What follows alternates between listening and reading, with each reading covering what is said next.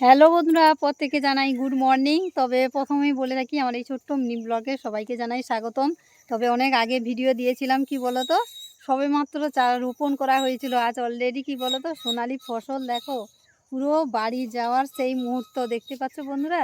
যেদিকেই তাকাবে পুরো সোনালি সোনার ফসল একেবারে ধরে গেছে। যেদিকেই তাকাবে এক সময় ছিল সবুজ, আর এখন কিন্তু সবুজ নেই, পুরোটাই দেখো পুরো একবারে সোনালি হয়ে গেছে, বুঝেছো। অলরেডি দেখো আমাদের এখানে মানে কাটাও শুরু হয়ে গেছে, প্লাস ওই মাছটা দেখতে পাচ্ছ ওটা কিন্তু বাঁধা হয়ে গেছে, আর এটা সবেমাত্র কাটা হয়েছে দেখতেই পাচ্ছ।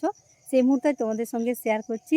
তবে তোমাদেরও কি এরকম ধান কাটা শুরু হয়ে গেছে অবশ্যই জানাও, যেহেতু বুঝতেই পারছো আমাদের গ্রামীণ জীবন মানে কতটা কষ্টের পাশাপাশি গ্রামীণ জীবন মানে এই চারিদিকটায় এত সবুজ সবুজে ঘেরা, মনোমুগ্ধকর কি বলবো।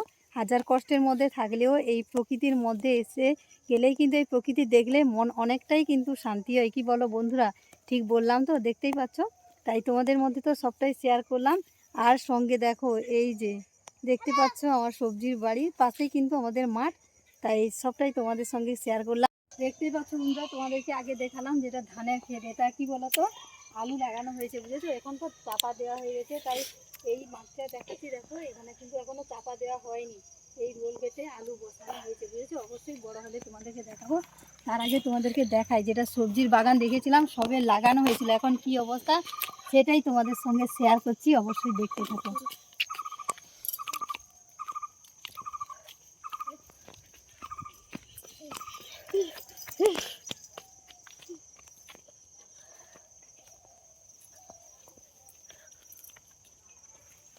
এই যে দেখো বন্ধুরা, এটাই হচ্ছে সর্ষে ফেলানো হয়েছে, বলছে সর্ষে গাছগুলো যখন বড় হবে তখন কিন্তু তোমাদেরকে অবশ্যই দেখাবো। এখন ছোট্ট ছোট্ট চারা দেখতে পাচ্ছ সবেমাত্র বেরিয়েছে। আর এই যে দেখাচ্ছি দেখো,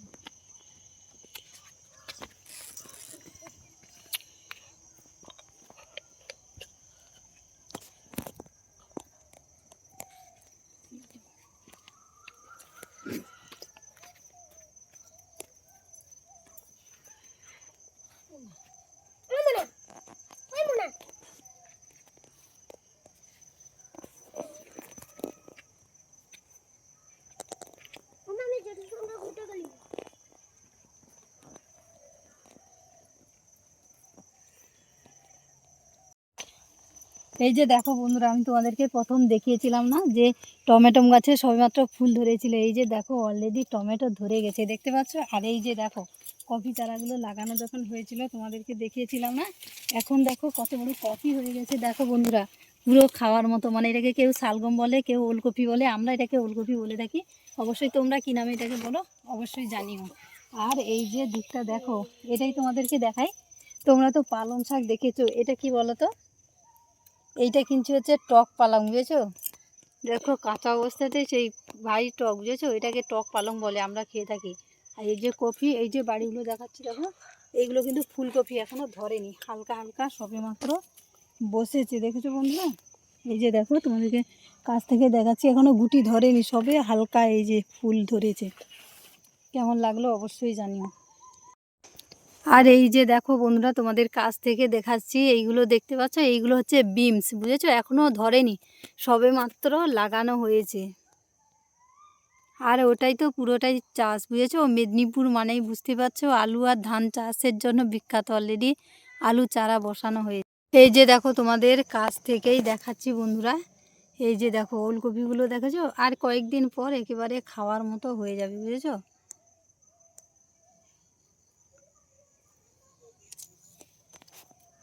পুরো ওলকপি বাগানটা তোমাদের কাছ থেকেই দেখাচ্ছি, দেখো বন্ধুরা কত সুন্দর দেখছো। অলরেডি কয়েকটা তুলেও নিয়ে গেছি, সেই মুহূর্তটা তোমাদের সঙ্গে শেয়ার করতে পারিনি, তবে আজকে এলাম শেয়ার করছি। দেখতে পাচ্ছ কেমন লাগছে অবশ্যই জানিও।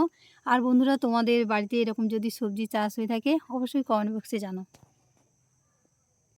তোমাদের দেখালাম না বন্ধুরা এতক্ষণেই, ওটাই ওলকপির বাগান, আর এইটা দেখো ফুলকপির বাগান, দেখতে পাচ্ছ সবেমাত্র ধরেছে, এখনও পুরোপুরি কমপ্লিট হয়নি। এই যে দেখতে পাচ্ছ খোলা আছে, সবে মাত্র এইটা বাঁধাকপি, বুঝেছো। বাঁধাকপিগুলো যখন ফুলফিল হবে আরও অনেক বড় হবে, দেখতেও খুব সুন্দর হবে। আর এটা সরষের ক্ষেত তোমাদেরকে আগেও দেখালাম, এটা দেখেছি দেখো চারধারে অনেক ফুলের গাছও লাগানো হয়েছে। তবে এটা তো এখন ছোট্ট তো, তাই কিছু বুঝতে পারছো না।